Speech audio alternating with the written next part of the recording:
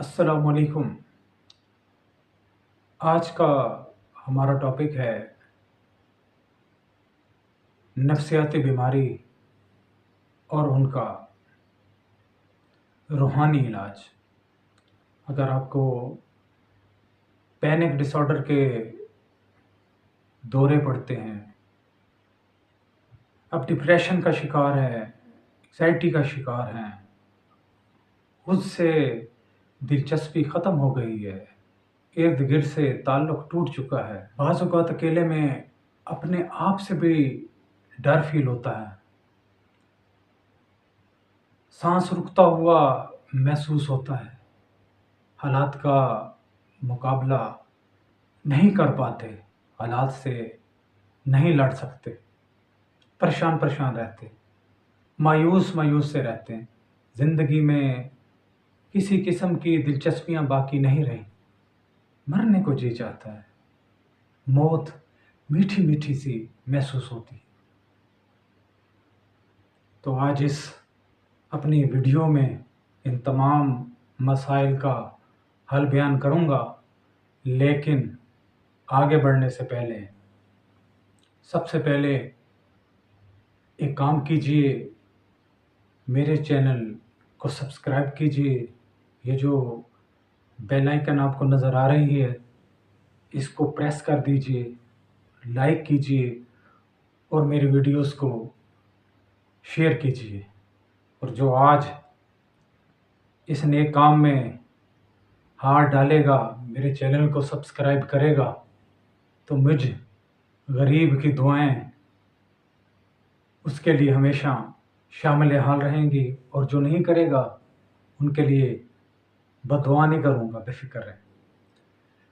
जिस तरीके से आप किसी डॉक्टर के पास जाते हैं, अपना मसला बयान करते हैं और खुलकर अपनी हिस्ट्री को बयान कर देते हैं, डॉक्टर को बताते हैं कि मेरे साथ ये मसला है, तो डॉक्टर आपको प्रिस्क्राइब कर देता है, एक नुस्खा लिख देता है।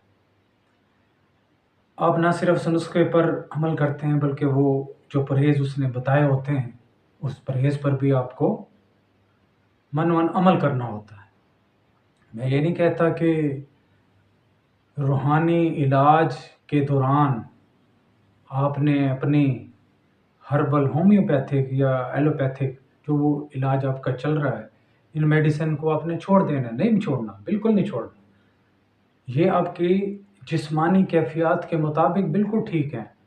आपने इनको कंटिन्यू रखना है, बिल्कुल, कोई कंप्रोमाइज़ नहीं करना, इसको जारी रखना है। लेकिन मैंने जो इलाज करना है, जो इलाज आपको बताना है, वो रूहानी थेरेपी है। वो भी एक डोज़ ही है, परहेज़ भी है उसमें। वो इस इलाज में रूह में तरक्की होगी, रूह ताकतवर होगी, रूह को खुराक जाएगी। हम रूह को डोज़ देंगे और इंशाअल्लाह जब रूह ताकतवर होगी, तो ये जो परेशानी, ये जो एंग्ज़ायटी, ये जो डिप्रेशन, ये जो पैनिक डिसऑर्डर के दौरे हैं, ये खुद ब खुद न सिर्फ ख़त्म हो जाएँगे, बल्कि आप वापस ज़िंदगी की तरफ लौट जाएँगे। तो सबसे पहले आपने क्या काम करना है, इस रूहानी थेरेपी शुरू करने से पहले अपने गुनाहों की माफ़ी माँग लेनी। या बारी ताला, मैंने ज़िंदगी में जितने गुनाह किए, मैं उस पर शर्मिंदा हूँ। ऐ अल्लाह ताला, मैं आइंदा किसी किस्म का कोई गुनाह नहीं करूँगा, किसी किस्म की बदकारियों, बेहयाइयों, बुरे कामों में इन्वॉल्व नहीं होऊँगा। मैं वादा करता हूँ, अल्लाह ताला बुरे कामों से, बुराई से बचता रहूँगा। या मेरे बारी ताला, मेरी इस काविश को कबूल फरमा और मुझे आइंदा गुनाह न करने की तौफ़ीक अता फरमा। तो रूहानी सफ़र में, रूहानी थेरेपी में जो सबसे पहले लेसन दिया जाता है रूह की तरक्की के लिए, सबका गुनाहों को पीछे छोड़, सबका गुनाहों को हमने पीछे छोड़ना है, ख़त्म करवाना है, ताकि रूह को ताकत मिले और इंशाअल्लाह फिर आगे बढ़ना है। तो तौबा जो है ना, वो रूहानी थेरेपी की पहली मंजिल है, यूँ समझ। अब आपने तौबा कर ली और सच्ची तौबा करनी है। ऐसे मुँह मुलहज़ा की तौबा नहीं करनी, बल्कि पक्की और सच्ची तौबा करनी। आप जो کرنا ہے، روحانی جو ڈوز دے رہا ہوں، روحانی جو تھراپی بتا رہا ہوں، اس میں جو پہلا سٹیپ ہے، جو سب سے اہم سٹیپ ہے، وہ یہی ہے کہ 5 وقت کی آپ نے نماز پڑھنی ہے۔ نماز روزے کی تو پابندی مسٹ ہے۔ پہلا کام ہم نے کیا کیا؟ ہم نے توبہ کر لی۔ دوسرا کام 5 وقت کی نماز بھی ہم نے باقاعدگی سے پڑھنی۔ روزے آئیں تو روزہ رکھنا ہے۔ اگر اللہ تعالیٰ نے توفیق دی اور ہمارے پاس اتنے وسائل ہوئے تو یہ بھی نیت کر لیں کہ حج بھی ضرور کریں گے، اور اگر اتنے ہی مالدار ہیں، اللہ نے دیا ہوا ہے، تو زکوٰۃ بھی ہے۔ تو یہ جو اللہ تعالیٰ کے رولز اینڈ ریگولیشن ہے، اس کو تو فالو کرنا شروع کر دینا ہے نا۔ روحانی تھراپی میں تو یہ تو بالکل مسٹ ہے۔ تو ہم نے نیت کر لی، توبہ کر لی، اس سفر کی طرف ہم آگے بڑھنا شروع ہو گئے۔ مبارک ہو جی۔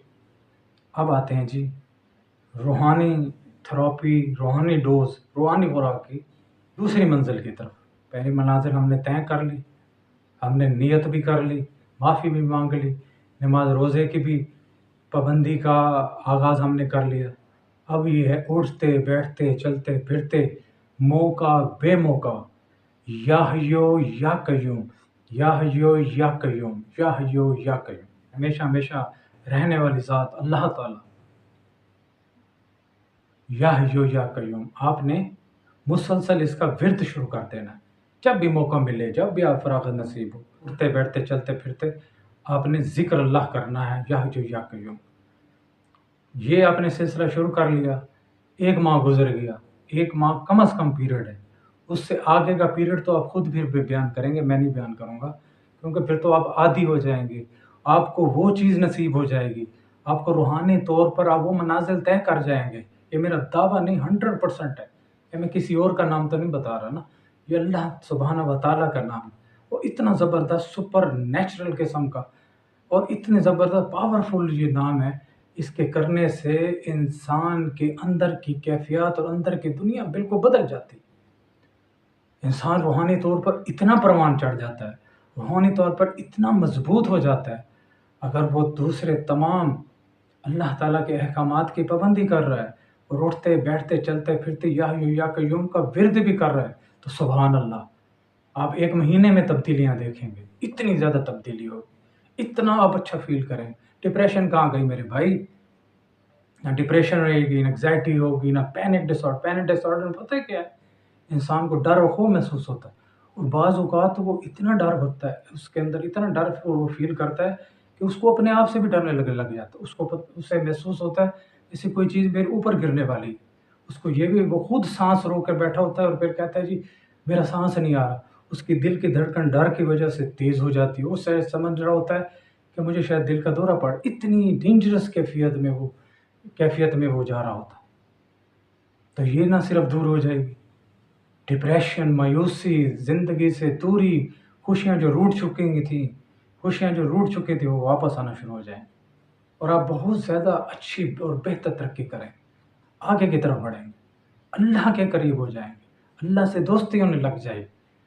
اور میں خود اس کیفیات میں سے گزرا ہوں، ان وظائف میں سے مجھے بھی گزارا گیا ہے، تو میں فیل کرتا تھا کہ مثال کے طور کے اوپر کوئی ایسے غمناک قسم کا زندگی میں کوئی حادثہ پیش آ گیا، کوئی کسی فوتکی پر چلا گیا، رونے والے ماحول میں پہنچ گیا، تو میں نہیں فیل کرتا تھا مایوسی، میں نہیں فیل کرتا تھا ڈپریشن، میں کسی قسم کا مجھے دکھ تکلیف محسوس نہیں ہوتی تھی، میرا دل مطمئن ہوتا تھا۔